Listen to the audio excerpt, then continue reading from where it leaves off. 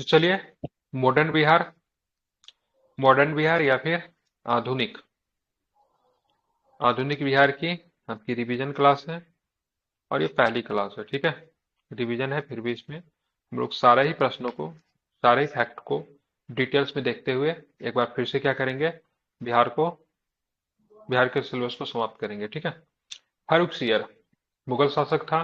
किस उपनाम से जानते थे फारूक सियर को? नाम फारूक सियर को क्या बोलते थे? निर्णित नहीं, घिरनीटकार बोलते हैं। जहांदार शाह को लंपट मुर कहा जाता है, ठीक है। क्या बोलते थे इसको? घिरनीटकार, ठीक है। इसका शासनकाल की बात करेंगे, 1713 से 1719 के आसपास इसका शासनकाल रहा, ठीक है। पहला शासक था जो कि सैयद बंधु, ठीक है, सैयद ब्रदर्स, ठीक है, सैयद बंधु कह लीजिए, जो कि बोले किंग मेकर थे, तो उसके सहायता से बनने वाला ये शासक था फारूक सियर, ठीक है। तो फारूक सियर के शासनकाल में बिहार के सूबेदार के रूप में शाहजादा मिर्जा अहमद को एकमात्र के अधिकार दिए गए, ठीक है। तो फारूक सियर के शासनकाल के दौरान बिहार में सूबेदार कौन था? बिहार का गवर्नर कौन था? क्या नाम था इसका? मिर्जा अहमद। और बंगाल के नाजिम सिजाउद्दीन को उसका सहायक नियुक्त किया गया, ठीक है। तो ड्यूरिंग द फर्रुखियर पीरियड आपको ध्यान में रखना है, मिर्जा अहमद को बंगाल का सॉरी बिहार का गवर्नर बनाया गया था। और उसका, ठीक है, उसका उसका बात करेंगे, सहायक कौन था? तो इसका नाम था नाजिम सुजाउद्दीन। सुजाउद्दीन ने बिहार का प्रशासन चलाने के लिए नवाब अलवर्दी खान को उप नवाब या फिर नायब नाजिम नियुक्त किया, ठीक है। तो ध्यान में रखना है, सबसे पहले फारूक सियर, फारूक सियर के नीचे मिर्जा अहमद था, मिर्जा अहमद को सपोर्ट करने के नाजिम सुजाउद्दीन था। और नाजिम सुजाउद्दीन ने भी अपने आप को क्या करने के लिए, अपने आप को सपोर्ट के लिए, अपने आप के सहायक के लिए किसे नियुक्त किया?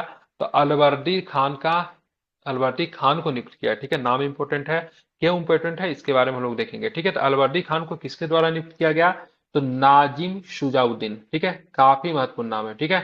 लेकिन शुजाउद्दीन के मृत्यु की बात करेंगे तो ध्यान में रखना है, 1739 में शुजाउद्दीन की मृत्यु हो जाती है। नाम इंपॉर्टेंट है, बताओगे, यहाँ से प्रश्न पूछता है, ठीक है। तो सबसे पहले आपको फर्रुखसियर, फर्रुखसियर के समय में मिर्जा अहमद जो कि शहजादा था, क्योंकि ध्यान में रखना बिहार का जो भी गवर्नर बनेगा ना, या फिर बिहार का जो भी सूबेदार बनेगा, वो मुगल दरबार में, सॉरी, मुगल शहजादा वगैरह ही होता था, ठीक है। क्योंकि एक बार बने थे, औरंगजेब का पोता बना था, क्या नाम था उसका? शहजादा अजीम, ठीक है। उसी के समय से बिहार का जो प्रशासक जो बना, वो मुगल दरबार में रहने वाला शहजादा या फिर कोई मुगल परिवार से ही कोई व्यक्ति होता था, ठीक है। तो जब मिर्जा अहमद जब बना तो उसने नाजिम सुजाउद्दीन को अपना सहायक नियुक्त किया, और नाजिम सुजाउद्दीन ने अलवर्दी खान को अपना सहायक नियुक्त किया, या फिर नायब नाजिम या फिर उप नवाब नियुक्त किया, ठीक है।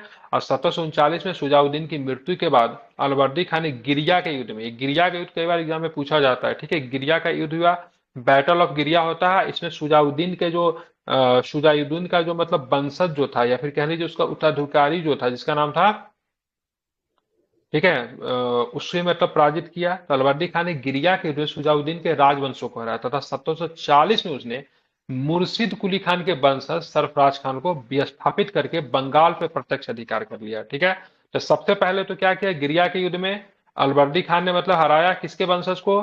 तो नाजिम सुजाउद्दीन को। हाँ, उसके बाद आपको ध्यान में रखना 1740 में फिर से एक लड़ाई होती है, ठीक है। और उसी लड़ाई में मतलब क्या होता है, मतलब दोनों गिरिया का युद्ध से संबंधित है, सरफराज खान को हराता है, ठीक है। इस सरफराज खान की बात करेंगे तो मुर्शिद कुली खान के वंशज थे, ठीक है, ध्यान में रखना है, ठीक है। तो 1740 में सरफराज खान को पराजित करता है, 1739 में गिरिया की युद्ध होती है। दोनों युद्ध जीतने के बाद अलवर्दी खान का बंगाल में क्या होता, बंगाल का एक छत्र राज्य जो था इसके अधीन आ जाता है। ये नाम इसलिए इंपॉर्टेंट है क्योंकि आगे चल के हम बैटल ऑफ प्लासी पढ़ेंगे तो अलवर्दी खान का नाम आएगा, क्योंकि इसका नाती था, अलवर्दी खान का कोई पुत्र नहीं था, इसकी 3 बेटियां थी, ठीक है। अलवर्दी खान की 3 बेटियां थी, उसी एक बेटी से सिराजुद्दौला का जन्म हुआ था। सिराजुद्दौला जो था आगे चल के शासक बनेगा। वो अलवर्दी खान का ध्यान में रखना है, नाती था सिराजुद्दौला, ठीक है, ना तो उसका पुत्र था, ना तो उसका पोता था। सिराजुद्दौला अलवर्दी खान का नाती था, ठीक है। और यहाँ पे मीर जाफर की बात करेंगे तो मीर जाफर जो था अलवर्दी खान का फूफा था। फूफा बोलेंगे नहीं, मौसा बोलेंगे ना, मौसा बोलेंगे, क्योंकि उसकी उसकी माँ 3 बहनें थी ना। तो एक से सिराजुद्दौला का जन्म हुआ था, एक का पति जो था ना मीर जाफर था। तो मीर जाफर अपने आप को ज्यादा कॉम्पिटेबल समझता था कंपेयर टू के क्या नाम है इसका, सिराजुद्दौला। वो शासक बनना चाहता था लेकिन वो बन नहीं पाया, इसलिए वो सिराजुद्दौला के खिलाफ हो जाता है। तो मीर जाफर और सिराजुद्दौला आपस में रिश्तेदार थे, ठीक है। चलिए, अलवर्दी खान का दामाद था मीर जाफर, बस इतना ध्यान में रखना है। बिहार में प्रशासन को सुव्यवस्थित करने के पश्चात अलावर्दी खान ने अपने पोते, ठीक है, पोता नहीं नाती होगा, पोता भी बोलते हैं, सिराजदौला का बिहार का एकमात्र उप नवाब बनाया, ठीक है। तो ड्यूरिंग द बात करेंगे इसके शासन में, अलवर्दी खान के शासन में सिराजदौला कहाँ का उप नवाब था? तो बिहार का उप नवाब था, मतलब लेफ्टिनेंट गवर्नर था बिहार का, ध्यान में रखना है, ठीक है। लेकिन जैसे ही अलवर्दी खान की मृत्यु होती है, सिराजदौला बंगाल का नवाब बन जाता है। सिराजदौला द्वारा अलवर्दी खान के खिलाफ किया गया विद्रोह वहां के तत्कालीन दीवान राजा जानकी राम के द्वारा विफल कर दिया गया, ठीक है। तो सिराजदौला के द्वारा अलवर्दी खान के खिलाफ किया गया विद्रोह जो था वहां के तत्कालीन दीवान राजा जानकी राम के द्वारा विफल कर दिया गया, ठीक है। अलवर्दी खान को 1733 में बिहार का डिप्टी गवर्नर नियुक्त किया गया था, ठीक है, जो बात हमने ऊपर पढ़ा 1733 के आसपास में। लेकिन आगे चल के 1739 और 1740 में वो क्या था, एक तरह से बंगाल का शासक बन गया। राजा जानकी राम के पश्चात राम नारायण को बिहार का दीवान नियुक्त किया गया, ठीक है। तो राजा जानकी राम के समय कौन था? राम, उसके बाद राम नारायण बनते हैं। अलवर्दी खान की 1756 में मृत्यु हो गई, ठीक है। 1756 बहुत इंपॉर्टेंट तारीख है। 1756 में मृत्यु होती है, उसके तुरंत बाद उसका नाती जो था सिराजदौला का बंगाल का नवाब बना दिया जाता है, ठीक है, ध्यान रखना है। तुरंत। और ठीक एक साल के बाद 1756 के ठीक एक साल के बाद 1757 में बैटल ऑफ प्लासी हो जाती है। अब देखिए सिर्फ आप यहाँ पे देखोगे ना, सिराजदौला के बहुत सारे दुश्मन थे। सबसे पहले पूर्णिया का नवाब जो था शौकत जंग, जो कि उसका चचेरा भाई, तो वो भी उसका शत्रु था, ठीक है, ध्यान रखेंगे। सिराज की मौसी थी जिसका नाम था घसीटी बेगम, मैंने बताया ना उसकी माँ 3 बहनें थी, तो उसमें से घसीटी बेगम की बात करें वो भी एक शत्रु था। उसका सेनापति की बात करें मीर जाफर, जो कि अलवर्दी खान का दामाद था, उसका मौसा, तो वो भी उसका शत्रु था। तो ये सबके सब उसके शत्रु थे। कुछ शत्रु जो थे ये तो सब रिलेटिव थे, और कुछ शत्रु उसने बना लिए थे, ठीक है। जैसे वहां का बैंकर था, या फिर जो बंगाल के प्रभुत्व लोग जो थे उसका ये सम्मान नहीं करता था, क्योंकि 20-21 साल का जोशीला नौजवान था। तो लोगों को दरबार में बुला के उसको बहुत मजाक उड़ाया करता था, ठीक है, किसी को भी मतलब मजाक उड़ा देना, इस वजह से भी काफी लोग जो थे इससे नाराज थे। तो कुछ शत्रु जो थे इनके बन गए थे, ठीक है। ये तो सारे प्राकृतिक थे, मतलब पहले से थे। घसीटी बेगम मौसी थी इसकी, मीर जाफर इसका बात करें मौसा था, हालांकि घसीटी बेगम का पति ये नहीं था। 3 थे ना, मतलब एक इसकी माँ के अलावा 2 बहनें और थी, एक घसीटी बेगम, एक मीर जाफर की पत्नी थी, और एक शौकत जंग की बात की, इसका चचेरा भाई थे। ये सब शत्रु इनको विरासत में मिला था, और कुछ इसने बनाए थे। लेकिन इसके कुछ संरक्षक भी थे, ठीक है, जो इनको बहुत जैसे कि से मीर मदान की बात करेंगे, तो काश्मीरी ब्राह्मण था मीर मदान, ठीक है। और मीर मदान को इसने क्या किया, सेनापति नियुक्त किया, किसके जगह पे? तो मीर जाफर की जगह पे। अपने विरोधियों के दमन के क्रम में सिराजदौला ने घसीटी बेगम को बंदी बना लिया और इसकी हत्या कर देता, शौकत जंग की हत्या कर दी, ठीक है। तो शौकत जंग जो उसका चचेरा भाई था उसकी हत्या कर देता है, और घसीटी बेगम को बंदी बना लिया, और मीर जाफर के स्थान पे मीर मदान को सेनापति नियुक्त किया। मीर मदान जो था सिराजदौला का वफादार था, ठीक है। ये पानीपत बोल रहा हूँ, ठीक है। प्लासी की युद्ध में मीर मदान लड़ाई करता हुआ मारा गया, लेकिन इसे सिराजदौला का धोखा नहीं दिया था। ये काफी वफादार था, तो कुछ लोग इनके खिलाफ थे, तो कुछ इनके वफादार भी थे, ठीक है। Mir Madan one of them. 1756 में मतलब एक लड़ाई होती है जिसको बोलते हैं बैटल ऑफ मनिहारी, ठीक है, ध्यान में रखें। मनिहारी बिहार में पड़ता है, मनिहारी ध्यान में रखेंगे, ठीक, कहाँ पे पड़ता है? मनिहारी आपको बिहार में पड़ेगा, ठीक है। अब मनिहारी में 1756 में लड़ाई होती है जिसमें सिराज अपना चचेरा भाई शौकत को पराजित करता है और उसको हत्या कर देता है, ठीक है। और शौकत कहाँ का नवाब था? तो ध्यान में रखिए पूर्णिया का नवाब था, ठीक है, पूर्णिया का नवाब था। इस युद्ध में, मनिहारी के युद्ध में क्या होता है, अपने चचेरा भाई शौकत को पराजित करता है और उसकी हत्या कर देता है, ठीक है। लेकिन वह दिन थी 23 जून 1757 की दिन थी, ठीक है, 23 जून 1757 की दिन, ठीक है। अब बंगाल में तो जानते हैं कितना गर्मी होता है, उसी दौरान मतलब एक लड़ाई होती है, ठीक है, जिसको बोलते हैं बैटल ऑफ प्लासी, प्लासी का युद्ध, ठीक है। इस युद्ध में आपको ध्यान रखेंगे सिराजदौला की सेना बहुत ही बुरी तरीके से पराजित होती है, ठीक है। प्लासी से स्थान का नाम क्यों पड़ा था? क्योंकि यहाँ पे प्लास के पेड़ बहुत अधिक थे, इसीलिए इस मैदान को, खुला मैदान था, इसको क्या बोला जाता है? तो प्लासी का मैदान कहते हैं, या फिर प्लासी की लड़ाई के नाम के तौर पर भी जानते हैं। ये बंगाल में पड़ता है, ठीक है। पूछताछ किस नदी के किनारे पड़ता है प्लासी? तो ध्यान रखें भागीरथी नदी के किनारे है, ठीक है, भागीरथी, ठीक है। यहाँ पे ईस्ट इंडिया कंपनी, और यहाँ पे क्या होता है, सिराजदौला के बीच में लड़ाई होती है जिसमें ईस्ट इंडिया कंपनी विजयी होता है, ठीक है। पूछा जाएगा ईस्ट इंडिया कंपनी का नेतृत्व कौन कर रहा है? तो ध्यान में रॉबर्ट क्लाइव। कौन कर रहा था? Robert Clive. रॉबर्ट क्लाइव के बारे में कहते हैं भाई साहब ये स्वर्ग से उत्पन्न सेना नायक था, इसी के बारे में कहता है ना। तो यस। स्वर्ग से उत्पन्न सेना नायक किसको बोलते हैं? रॉबर्ट क्लाइव को, ठीक है। तो इस युद्ध में रॉबर्ट क्लाइव विजयी होता है, सिराजदौला की हार होती है। ठीक है, आपको बस इतने से इतना ही ध्यान में रखना, 23 जून और भागीरथी नदी। ठीक है, बीपीएससी यहाँ से प्रश्न पूछ देता है। ठीक है, तो भागीरथी नदी के किनारे गंगा की सहायक नदी है, ध्यान में रखना। 23 जून को मतलब क्या होती है, बैटल ऑफ प्लासी होती है। ठीक है, अब यहाँ पे जब बैटल ऑफ प्लासी में सिराजदौला पराजित हुआ और यहाँ पे क्या होता है, क्लाइव जीत जाता है, जिसका सबसे बड़ा कारण की बात करेंगे तो सबसे बड़ा कारण की बात करें मीर जाफर था, क्योंकि मीर जाफर ने एक बड़ी संख्या में अपने सेना को क्या किया, अलग कर लिया। ठीक है, और सेना को अलग कर लिया, इस वजह से मतलब क्या होता है, काफी अधिक कमजोर पड़ जाता है। कौन, तो ध्यान में रखें, सिराजदौला। ठीक है, तो हार का सबसे बड़ा कारण था। सिराजदौला युद्ध भूमि से भाग जाता है, लेकिन बाद में मीर जाफर का पुत्र की बात करें, मीरन ने उसकी हत्या बिहार में कर दी। ठीक है, तो सिराजदौला की हत्या मीरन ने की थी। ठीक है, किसने की थी, मीरन। मीरन ने। ठीक है, अब मीरन जो था किसका पुत्र था, मीर जाफर का पुत्र था। तो अगर देखा जाए तो मीरन और ये क्या नाम है, सिराजदौला, क्या कजन ब्रदर हो गया ना, मौसा का लड़का हो गया ये, ध्यान में रखना है। तो प्लासी की युद्ध के पश्चात लॉर्ड क्लाइव ने मीर जाफर को बंगाल का नवाब नियुक्त किया और उसके साथ पटना आया। ठीक है, लॉर्ड क्लाइव ने मीर जाफर के पुत्र मीरन को बिहार का उप नवाब नियुक्त किया। तो आप ध्यान में रखोगे, बिहार में अभी तक क्या बना, उप नवाब ही बन रहा है, मतलब बिहार का प्रशासन अभी मुख्य तौर से कहां से, तो बंगाल से चला जा रहा है। लेकिन वो एकमात्र नाम मात्र का प्रशासक था। वास्तविक सत्ता की बात करें बिहार में किसके पास था, तो राजा राम नारायण के पास। ठीक है, काफी प्रभावशाली नायब था। अब यहाँ पे क्या होता है, इलाहाबाद की संधि के बाद। ठीक है, इलाहाबाद की संधि कब होती है, तो बक्सर के लड़ाई के बाद इलाहाबाद की संधि होती है। ठीक है, तो बक्सर की लड़ाई की बात करेंगे, 1764 में बक्सर की लड़ाई होती है यहाँ पे। ठीक है, तीन सेना आपस में पराजित हो जाती है। ठीक है, वो आगे चल के दिया होगा, उस पर हम लोग देख लेंगे। तो इलाहाबाद की संधि के बाद रॉबर्ट क्लाइव ने दो उप दीवान नियुक्त किए, जिसमें बंगाल के लिए नाम बहुत इंपॉर्टेंट है, राजा मोहम्मद खान, और बिहार के लिए सिताब राय। तो सबसे पहले आपको जानकी रमन का नाम ध्यान में रखना है। जानकी रमन के बाद राम नारायण साहब बनते हैं, राम नारायण के बाद बिहार के नवाब सिताब राय बनते हैं। ठीक है, तो जानकी रमन जो कि अलवर्दी खान के समय था, फिर राम नारायण, ठीक है, जो कि मीर जाफर के समय, फिर मतलब क्या, तो सिताब राय। ठीक है, जबकि राजा मोहम्मद खान की बात करेंगे तो बंगाल के लिए बनाया जाता है इलाहाबाद की संधि के बाद आफ्टर 1765। और आपको ध्यान रखना है बिहार के लिए कौन थे, तो सिताब राय थे। ठीक है, अली गौहर की बात करेंगे तो अली गौहर को शाह आलम द्वितीय के तौर पे भी जाना जाता है। ठीक है, तो 1760 में उसने पटना में घेरा डाला, लेकिन कैप्टन नॉक्स के नेतृत्व में ब्रिटिश सेना ने उसे मार भगा। ये नाम बहुत इंपॉर्टेंट है, कैप्टन नॉक्स, क्योंकि हाल फिलहाल में जो बीपीएससी टीचर का जो एग्जाम हुआ तो उसमें ये प्रश्न मैंने देखा था, जो कि बहुत लोगों को नहीं पता था, लेकिन यहाँ पे दिया हुआ टीचर के एग्जाम में पूछा हुआ था। तो बताओ उस अधिकारी का नाम किसने क्या था, जो कि मतलब 1760 में पटना में जब घेरा डाला गया शाह आलम द्वितीय के द्वारा, तो उस ब्रिटिश अधिकारी के नाम बताओ जिसने शाह आलम द्वितीय की सेना को पराजित किया था। तो क्या नाम है अधिकारी का नाम, कैप्टन नॉक्स।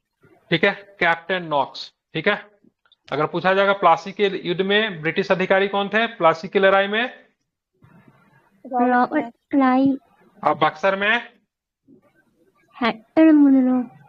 ठीक है, हेक्टर मुनरो। ठीक है, ये सब प्रश्न पूछे जाते हैं, इस आपको याद रखना चाहिए। ठीक है, अली गौहर का बिहार अभियान 1765 में क्या होगा, समाप्त हो गया। ठीक है, मुगल सम्राट आलमगीर द्वितीय, ठीक है, ध्यान रखें, आलमगीर द्वितीय, उसका जब मृत्यु हो जाता है उसके बाद अली गौहर ने दिल्ली के सिंहासन पर अधिकार के लिए अंग्रेजों का क्या किया, सहयोग लिया। तो हम लोग जानते हैं पटना में अंग्रेजों की फैक्ट्री में अली गौहर का राज्य अभिषेक हुआ था। ठीक है, तो अली गौहर का राज्य अभिषेक की बात करेंगे तो पटना में हुआ था। ठीक है, अली गौहर जिसको शाह आलम द्वितीय कहते हैं, ये भी पूछा जाता है किस मुगल शासक का राज्य अभिषेक बिहार के पटना में हुआ था, फिर बिहार में हुआ था, तो शाह आलम द्वितीय या फिर अली गौहर। आपको ध्यान में रखना है इनका क्या होता है, राज्य अभिषेक क्या होता है, कहाँ पे होता है, बिहार में होता है। ठीक है, बिहार में कहाँ, तो बिहार के पटना फैक्ट्री में। फैक्ट्री जब भी कह रहा हूं तो इसका संदर्भ ब्रिटिश इंपायर से है, मतलब शाह आलम द्वितीय की बात करेंगे तो ब्रिटिश के संरक्षण में ये शासक बना था। ठीक है, इसका राज्याभिषेक बिहार में हुआ था। ठीक है, ध्यान में रखना।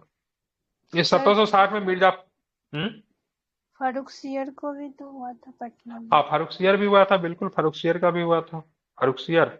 हाँ, फर्रुखसियर भी है, शाह आलम द्वितीय भी है, दो ही शासक हैं। आप देखोगे 1760 में मीर जाफर के स्थान पर मीर कासिम को बंगाल का नवाब बनाया गया। ठीक है, अब मीर जाफर का दामाद जो था मीर कासिम था। अब यहाँ पे मीर जाफर को तो प्लासी की लड़ाई के बाद इसको बंगाल का नवाब बना दिया गया, लेकिन ब्रिटिश का इससे बन नहीं रहा था, क्योंकि मीर जाफर का बात वही हो गया ना, इसने मतलब इतना सारा काम किया, ठीक है, अपने लोगों के साथ गद्दारी की, सब कुछ किया, लेकिन जब ये शासन करने गया तो पता चला इसके हाथ में कुछ है ही नहीं। तो संबंध इनके ब्रिटिश के साथ खराब होने लगे, ठीक है। तो इनको हटा कर मीर कासिम को बंगाल का नवाब बना दिया गया। अब मीर कासिम को जब बंगाल का नवाब बनाया गया तो ये बेचारा अच्छा शासक था। इसने देखा मेरे हाथ में कुछ है ही नहीं। अब ब्रिटिश जो होता सब बार बार इनको तंग कर रहा था, तो इसने अपना राजधानी को उठाकर मतलब कहाँ लेगा, मुंगेर, क्योंकि इसको ब्रिटिश जो थे काफी अधिक तंग करते थे।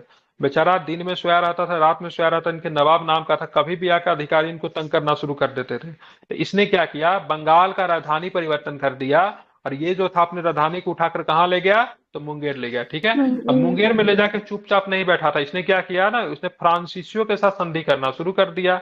एंड फ्रांसीसी एंड ब्रिटिश साथ दोनों आपस में क्या थे, दोनों आपस में प्रतिद्वंदी थे, दोनों विरोधी थे। दुष्मंत। फ्रांसीसियों की सहायता से इसने क्या किया, अपने सेना को संगठित करना शुरू कर दिया। इसने कुछ आर्म्स फैटिक वगैरह मुंगेर में लगा दी। जब ये बात ब्रिटिश को पता चला तो ब्रिटिश भी इनके खिलाफ हो गया। जब इनके खिलाफ जब ब्रिटिश हो गया तो ये जाके, ठीक है, लखनऊ के नवाब जिसका नाम था सुजाउदौला, और भगोरा शासक की बात करेंगे शाह आलम द्वितीय, दोनों के साथ मिलकर बक्सर की युद्ध की तैयारी करने लगा, ठीक है।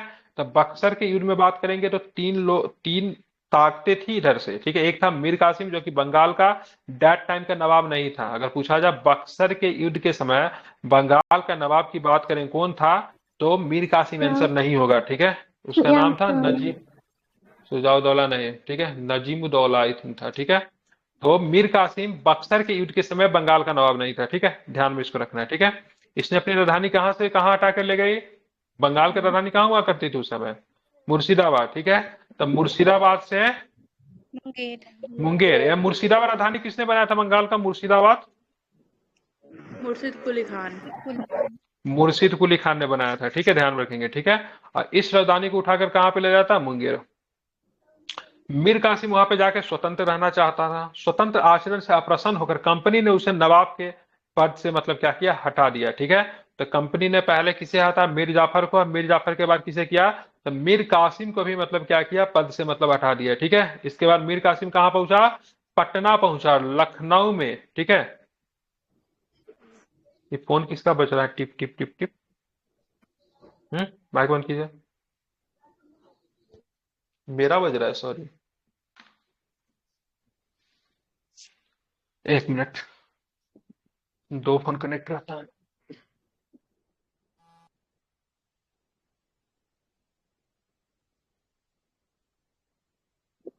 ठीक है, पटना मास केयर, ठीक है। मतलब पटना में क्या होता है, मास केयर के नाम से जाना जाता है। मास केयर किसने किया था, तो ध्यान में रखेंगे मीर कासिम ने किया था, ठीक है, ध्यान में रखना है। यहाँ पे 1764 में अंग्रेजी सेना के साथ मीर कासिम, अवध के नवाब सुजाउदौला एवं भगोड़े मुगल शासक शाह आलम द्वितीय की संयुक्त सेना की मुठभेड़ कहाँ पे, तो बक्सर में होती है, ठीक है। तो मीर कासिम से संबंध खराब हो गए, ठीक है। मीर कासिम की बात करेंगे तो पटना पहुंचा, और लखनऊ में अवध नवाब सिराजउद्दौला और भगोड़े मुगल बादशाह शाह आलम द्वितीय से मिलकर बक्सर में युद्ध की तैयारी की। उससे पहले पटना में इसने क्या किया, मास केयर किया था, ठीक है, बड़े पैमाने पे, मतलब काफी संख्या में इसने क्या किया था, लगभग काफी संख्या क्या, 30-40 आई थिंक रहे होंगे। 30-40 अंग्रेजों को पकड़ कर उसको गोली मारने का आदेश दे दिया था, ठीक है। और गोली मारने वाला जो अधिकारी जो था वो भी नाम कभी कभी पूछता, लेकिन मुझे याद नहीं, वो फ्रांसीसी था। तो फ्रांसीसी अपने सेना को संगठित करने के लिए फ्रांसीसी से मदद ली थी। तो पटना मास केयर के नाम से इनको जाना जाता है, ठीक है, जो कि मतलब कुछ ब्रिटिश अधिकारियों की इसने हत्या करा दी थी मीर कासिम ने, ठीक है। गूगल कीजिएगा मिल जाएगा, वो फ्रांसीसी अधिकारी का भी नाम मिल जाएगा। एक जगह पर खड़ा करके सारे को गोली मार दिया गया था मीर कासिम के कहने पे, ठीक है। और उसके बाद ये मीर कासिम क्या होता है, कहाँ चला जाता है, लखनऊ के नवाब सुजाउदौला से जाकर मिल लेता है। बादशाह शाह आलम द्वितीय की बात करें उससे जाके मिलता है, और तीनों मिलकर मतलब क्या करते हैं, एक संयुक्त सेना का निर्माण करते हैं, ठीक है। और संयुक्त सेना की बात करें कहाँ पे मिलती है, बक्सर में, ठीक है। वहां पे नेतृत्व कौन कर रहा था, पूछेगा तीनों सेना का नेतृत्व अगर कभी पूछेगा ना, मतलब तीन सेना थी ना, एक शाह आलम द्वितीय की सेना थी, मीर कासिम की सेना थी, और सुजाउदौला की सेना थी। लेकिन लीडरशिप कौन था, तो ध्यान रखिएगा शाह आलम द्वितीय जो था युद्ध का नेतृत्व कर रहा था, ठीक है। और बक्सर के युद्ध के नाम से जाना जाता है। तीनों शासकों की संयुक्त सेना पराजित हो गई, ठीक है। और ये पराजित किसने किया था, हेक्टर मुंडो ने, ठीक है। काफी एजेड पर्सन था, 70-72 साल की इसकी एज रही होगी। हेक्टर मुंडो काफी इंपॉर्टेंट रोल अदा करता है। और यहाँ पे तीनों शासकों को एक साथ पराजित किया गया, ठीक है। अब ये युद्ध, बक्सर के युद्ध की बात करेंगे तो ब्रिटिश के लिए काफी अधिक महत्वपूर्ण थी, क्योंकि कहा जाता है प्लासी की लड़ाई तो इसने छल छलावे से जीती थी। ठीक है, क्योंकि मीर जाफर को अपने पास मिला लिया, जगत सेठ को जो कि बंगाल का बैंकर था उसको अपने पास मिला लिया, ठीक है, बहुत सारे लोगों को अपने अधीन कर लिया था। लेकिन यहाँ पे मसल पावर का यूज किया था ब्रिटिश आर्मी, बिकॉज की बात करेंगे काफी बड़ी सेना थी, तीनों की संयुक्त सेना, उस सेना को पराजित करना, तो ये एक ओरिजिनल लड़ाई थी। ठीक है, तो इसको वास्तविक जीत मानी जाती है ब्रिटिश की। ठीक है, बक्सर के युद्ध के पश्चात सालम द्वितीय ने बिहार, बंगाल एवं उड़ीसा के क्षेत्रों में दीवानी लगान वसूली के अधिकार ईस्ट इंडिया कंपनी को प्रदान किया गया, क्योंकि 1765 में कौन सी संधि होती है? इलाहाबाद की संधि होती है, वो शाह आलम द्वितीय के साथ किया जाता है। बिहार, बंगाल एवं उड़ीसा के दीवानी राइट्स की बात करें, किसे मिल गया? ईस्ट इंडिया कंपनी को मिल गया। ठीक है, और रॉबर्ट क्लाइव की बात करेंगे इसी समय, ठीक है, 1765 में, ठीक है, द्वैत शासन जिसको डायरकी कहते हैं, उसकी शुरुआत बिहार एवं बंगाल के क्षेत्र में करता है। ठीक है, ये कब से कब तक चलेगा? ठीक है, 1765 में शुरू होता है और 1772 तक, ठीक है, 72 तक रहेगा ये। ठीक है, पहले को पूछेगा बंगाल में द्वैत शासन कब से कब तक रहा, तो 65 से लेकर 72 तक, 1765 से लेकर 1772 तक। शुरुआत किसने की थी? क्लाइव ने। समाप्त किसने किया? तो हेस्टिंग्स ने। ठीक है, किसने? तो हेस्टिंग्स ने क्या किया? इसको समाप्त कर दिया। ये भी प्रश्न पूछा जाता है, इसको ध्यान में रखना है।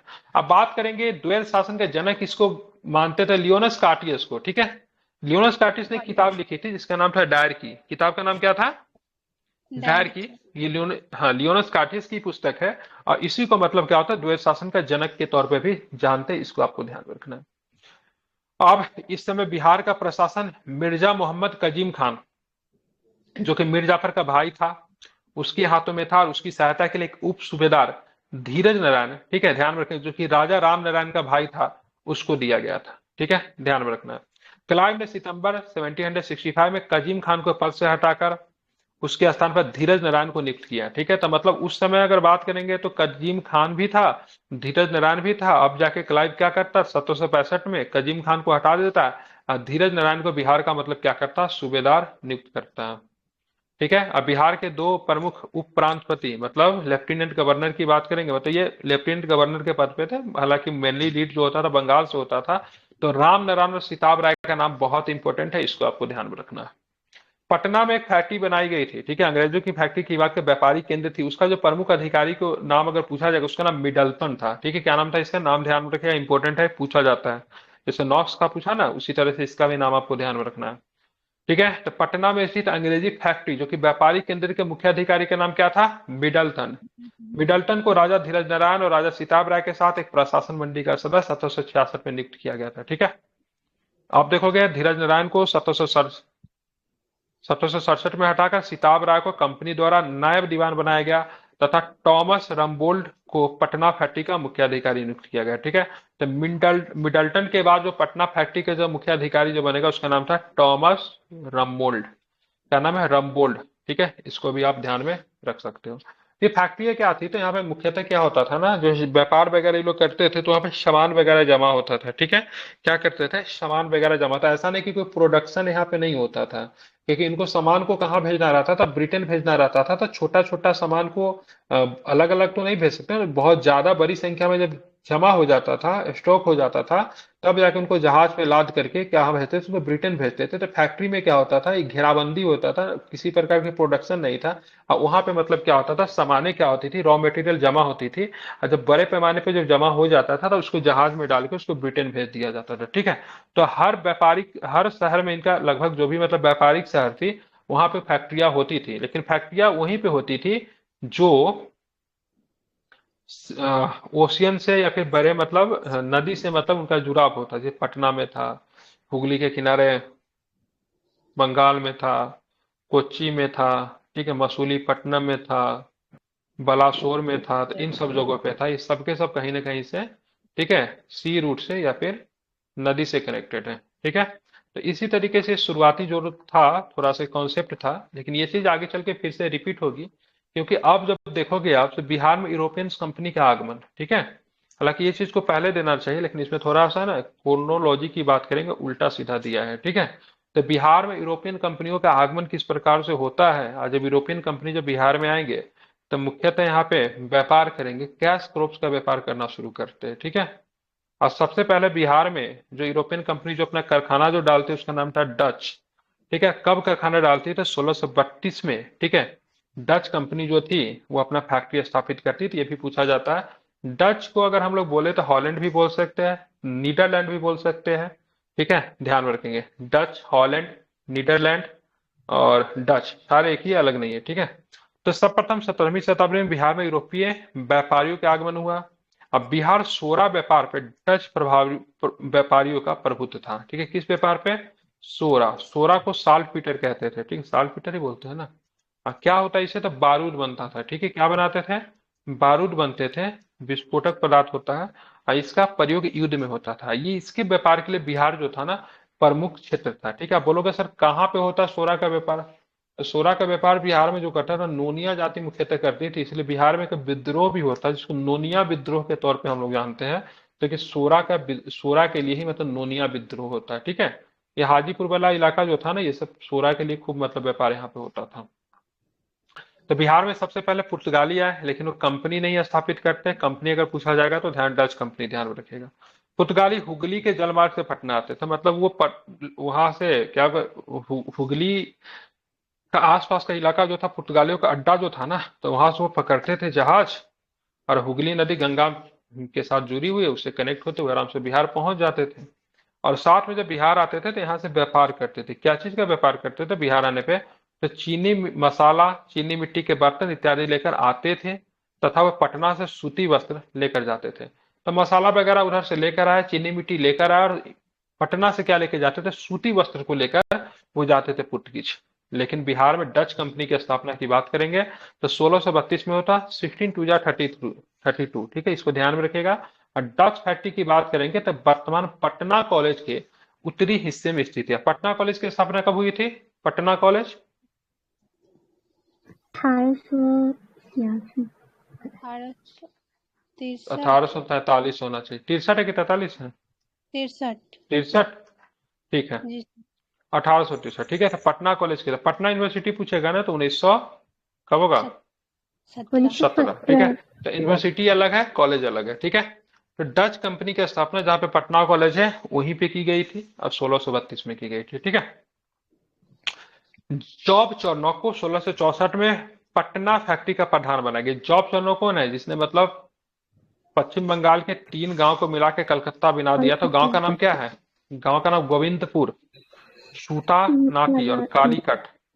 ठीक है, इस सबको मिला के क्या किया था इसने? कोलकाता बना दिया था। आगे चल के 1698 में, ठीक है, इसको कलकत्ता बना देगा। अभी 1664 में पटना फैक्ट्री का इसको इंचार्ज बनाया गया था। ठीक है, और इस पद पर वो 1680 तक रहा। सर जॉन मार्शल इस दौरान जॉब चार्नोक के अधीन काम करता था। तो सर जॉन मार्शल इंपॉर्टेंट नाम है, ध्यान में रखिएगा। जॉब चार्नोक के अधीन मतलब काम करता था, और 1664 में इसको पटना फैक्ट्री का इंचार्ज बनाया गया था, और 1680 तक ये पद पे रहा। ठीक है, आगे चल के ये नाम आपको फिर से सुनना देखने को मिलेगा, क्योंकि 1698 में जो आधुनिक कोलकाता जो है ना, उसकी नींव इसी ने डाली थी। 3000 में इसने क्या किए थे? कुछ गांवों को खरीदा था मात्र 3000 रुपया में। ठीक है, सूतानाटी, गोविंदपुर और कालीकट, और तीनों को मिला के क्या किया? एक शहर के रूप में जोड़ दिया, जो कि वर्तमान कलकत्ता शहर आप देखते हो। ठीक है, कभी वो एक गांव हुआ करता था। ठीक है, तो यहाँ पे ध्यान रखना 1680 तक जॉब चार्नोक जो था कलकत्ता फैक्ट्री का इंचार्ज था, अधिकारी था। अब बिहार के सूबेदार शाइस्ता खान, ये औरंगजेब का रिश्तेदार था। ठीक है, शाइस्ता खान। ठीक है, आई थिंक उसका मामा था औरंगजेब का।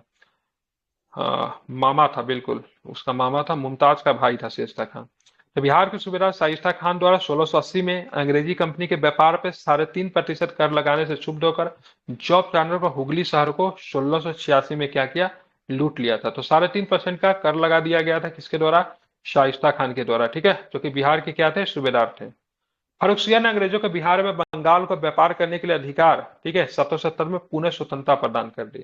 तो यहाँ पे औरंगजेब के समय उनसे अधिकार ले लिए गए थे, लेकिन पूरी तरीके से अधिकार की बात करेंगे तो फर्रुखसियर के समय से, क्योंकि कंपनी का मैग्ना कार्टा के तौर पे जाना जाता है, बहुत बड़ा व्यापारिक अधिकार था। इसमें बिहार एवं बंगाल में, ठीक है, व्यापार करने से पूरी तरीके से छूट दी गई। बोला गया से एक बार तुम बंगाल के लिए 30,000 रुपया दे दो। कितने पैसे? 30,000 रुपया दे दो, और जितना व्यापार करना करो, तुमको किसी भी प्रकार की टैक्स नहीं दिया गया। ठीक है, सूरत में भी पूरे तरीके से व्यापार करने के लिए दे दिया गया। बोला गया सूरत के बदले 10,000 रुपया सालाना दे दो, और जितना व्यापार करना है उतना व्यापार करो। ठीक है, बंगाल के बदले 30,000, सूरत के बदले 10,000। अब बोला गया से कंपनी के जो सिक्का जो होगा ना, कंपनी के सिक्का भी मतलब क्या होगा, चलेंगे, ठीक है। कंपनी का सिक्का कहाँ पे ढलती थी उस समय, बॉम्बे में ढलती थी कंपनी के सिक्का। और उसका सिक्का मतलब पूरे जहां पे ब्रिटिश का ट्रेड होगा वो अपने सिक्के मतलब अपने करेंसी में व्यापार कर सकता था, वो भी मतलब अधिकार मतलब दिए गए थे। तो काफी बड़ा अधिकार था। 1770 में जिसे मैग्ना कार्टा के तौर पे जानते हैं। एक शिष्टमंडल मतलब कुछ लोगों का समूह जो जाता है फारुखसियर से मिलने जाता है। अब फारुखसियर उस समय एक बीमारी से ग्रसित होता है, ठीक है। उसमें एक डॉक्टर होता है, आई थिंक नाम उसका नाम मिडल्टन ही था शायद उसका नाम, ठीक है। तो डॉक्टर का नाम क्या नाम था, हैमिल्टन। Yes. हाँ। हैमिल्टन या मिडल्टन होगा, ठीक है। हैमिल्टन है, मिडल्टन होना चाहिए, चेक कर लीजिए। ठीक है, हालांकि 4 लोगों का ग्रुप था। उसका लीडर जो था ना उसका नाम था जॉन सरमन। क्या नाम था, जॉन सरवन उसका लीडर था, ठीक है। उसमें एक डॉक्टर था, फर्रुखसियर बीमारी से ग्रसित था, वो डॉक्टर उसको ठीक कर देता है। फर्रुखसियर पूरा भारत उसके नाम कर लेता है, ठीक है। भारत पूरा नहीं लेकिन बहुत इंपॉर्टेंट था ये 1770 में टैक्स फ्री कर देना। ये टैक्स फ्री करने से ना भारतीय लोगों को बहुत अधिक दिक्कत होने लगी, क्योंकि यहाँ पे ब्रिटिश ट्रेड काफी अधिक सस्ता हो गया। अब भारतीय के जो व्यापार जो थे उनको टैक्स देना पड़ता था, जो कि काफी महंगी थी। इसलिए भारतीय आर्थिक व्यवस्था अर्थव्यवस्था पूरी तरीके से बर्बाद हो गई, ठीक है। तो 1770 का समय याद रखिएगा। पटना फैक्ट्री को अंग्रेजों ने 1718 में पुनः खोल दिया। इस दौरान कंपनी ने व्यापार में घुसखोरी प्रथा को प्रारंभ हुआ, ठीक है। तब कंपनी के व्यापार में क्या होना शुरू होगा, घुसखोरी प्रथा प्रारंभ होगा। क्यों होगा घुसखोरी प्रथा, क्योंकि आपने मैंने बोला ना 30,000 रुपये के बदले, ठीक है, क्या होता से आपको किसी प्रकार का कर नहीं देना, ऐसी छूट दे दी गई थी ना, 30,000 रुपया दे दो, बंगाल में जो ट्रेड करना है करो, कोई दिक्कत नहीं, किसी प्रकार के आपको टैक्स नहीं देना है, ठीक है। तो इसका ये किसके लिए दिया गया था, ये किसके लिए था, ये कंपनी के लिए था। मतलब डैट मीन्स आप किसी प्रकार का निजी व्यापार नहीं कर सकते थे, लेकिन इसका लाभ उठाकर, ठीक है, इसका लाभ उठाकर जो कंपनी के जो अधिकारी जो थे, ठीक है, वो कंपनी के ट्रेड के अंतर्गत अपना निजी व्यापार भी करना शुरू कर दिया। मतलब जो ये टैक्स फ्री व्यापार किसके लिए था, जो कंपनी का ईस्ट इंडिया कंपनी का ट्रेड होता है उसके लिए ना। लेकिन मान लीजिए कोई ABCD आदमी है, वो अपना ट्रेड तो नहीं कर सकता, उनके लिए उसको टैक्स देना था इंडिविजुअल के लिए। लेकिन कंपनी का अधिकारी जो थे ना, अगर मान लीजिए एक ट्रक माल जा रहा है ना, 10 ट्रक माल जा रहा है, तो उसमें एक ट्रक अपना भी डाल दिया। ट्रक तो डेट टाइम थी नहीं उस समय, क्या था, बैलगाड़ी चलती थी, ठीक है, तो उसमें अपना डाल दिया। तो इसके वजह से मतलब नवाब का इनकम जो था बहुत अधिक मतलब क्या हो गया, कम होने लगा, ठीक है। नवाब अलवर्दी खान के दबाव के कारण पटना फैक्ट्री 1750 में पुनः बंद कर दी गई, ठीक है। पहले भी बंद थी लेकिन 1718 में खोली गई थी। लेकिन हॉलवेल के प्रयास से 1755 में पटना फैक्ट्री को पुनः खोला गया। हॉलवेल काफी इंपॉर्टेंट नाम है।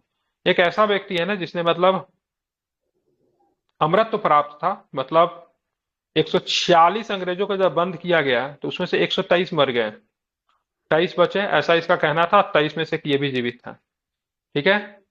तो ये एक पेशे से डॉक्टर था, लेकिन ईस्ट इंडिया कंपनी में सेना के तौर पर भी काम करती थी, अधिकारी था। लेकिन अगर पूछा जाएगा पेशे में क्या था, पेशे में क्या था, ये डॉक्टर था, ठीक है।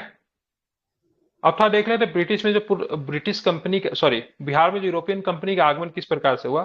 तो सबसे पहले पुर्तगीज कंपनी आती है 17वीं शताब्दी के पूर्वार्ध में, पहले ही आ जाती है। और ये मुख्य रूप से सूती वस्त्र का व्यापार करती थी।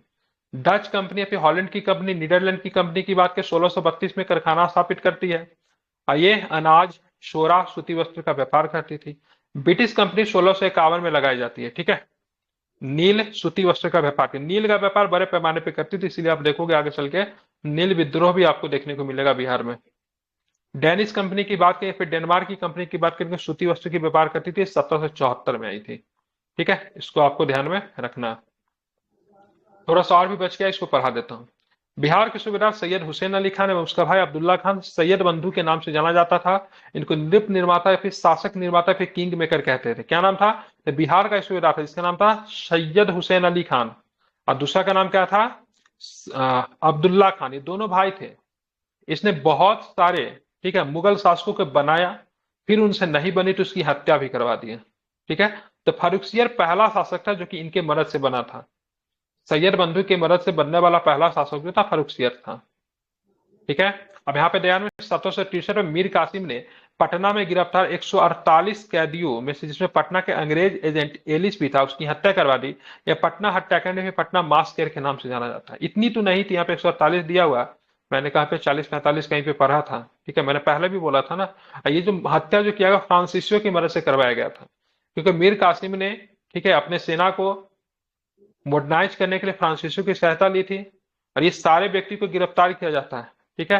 और उसको एक लाइन में खड़ा करवा के गोली मार दिया जाता फ्रांसीसियों के द्वारा मीर कासिम के कहने पे। तो 1763 में जो घटना हुई पटना हत्याकांड पे पटना मास्केर के नाम से जानते हैं। 1763 में मीर कासिम ने क्या किया था, पटना में बहुत सारे अंग्रेज अधिकारी की हत्या करवा दी थी, ठीक है, जिसमें पटना का अंग्रेजी एजेंट एलिस भी था, ठीक है। तो 1763 में इसको पटना मास्केर अगर कभी पूछेगा तो 1763 आपको ध्यान में रखना है।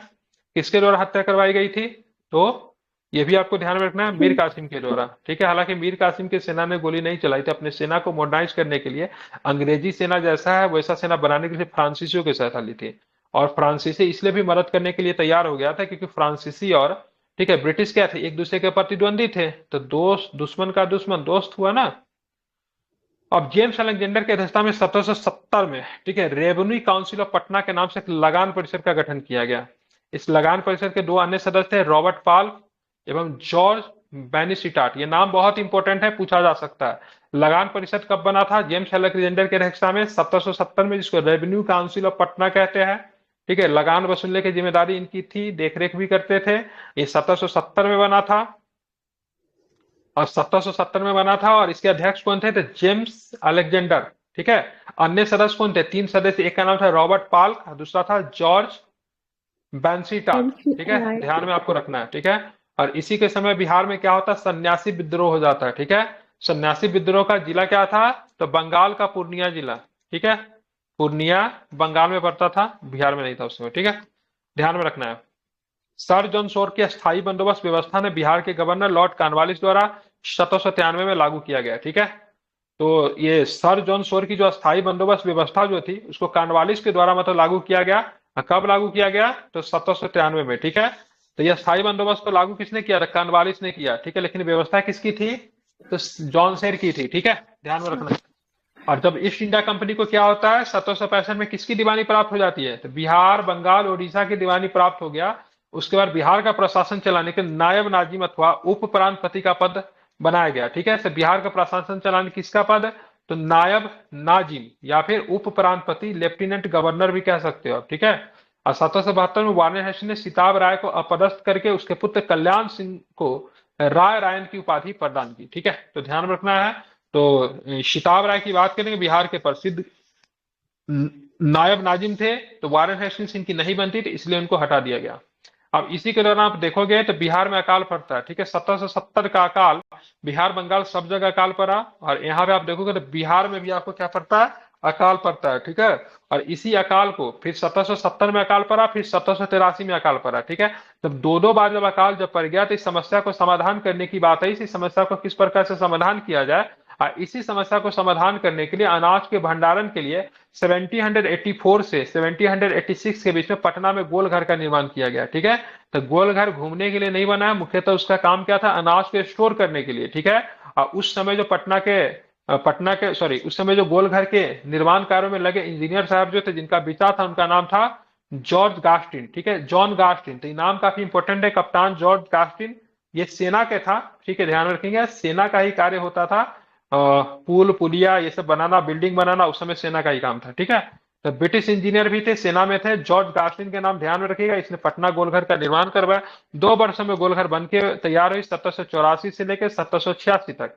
आप बोलोगे सर गोलघर बना उस समय शासक कौन थे, तो जिस समय गोलघर बना, सॉरी, गवर्नर कौन थे, तो उस समय वारेन हेस्टिंग गवर्नर था, ठीक है। और बाद में 1786 में कौन आ जाता है, कॉर्नवालिस आ जाता है, ठीक है। तो हेस्टिंग्स और कॉर्नवालिस के शासनकाल में पटना का गोलघर बनकर तैयार होता है 1786 में। बिहार में 2 बार अकाल पड़ा, 1770 में, 1783 में भी बिहार में अकाल पड़ा, ठीक है। पटना मास्क का ध्यान में रखना है, 1763 में पटना मास्क मीर कासिम के कहने पे 148 कैदियों को हत्या कर दी गई थी, जो कि सबके सब ब्रिटिश थे, ठीक है, ध्यान में रखना है आपको, ठीक है। तो चलिए मिलते हैं फिर कल की क्लास में। 1632 में डच फैक्ट्री की स्थापना की गई, ये भी आप चाहो तो याद रख सकते हो, ठीक है। कल की क्लास में हम लोग कहां से पढ़ेंगे, तो बिहार में जनजातीय ट्राइबल मूवमेंट के बारे में हम लोग कल पढ़ेंगे, ठीक है। तो ट्राइबल के बारे में हम लोग पढ़ने वाले हैं कल की क्लास में। पेज नंबर 70 है, सब लोग आगे पढ़कर आइएगा, ठीक है। चलिए, थैंक यू।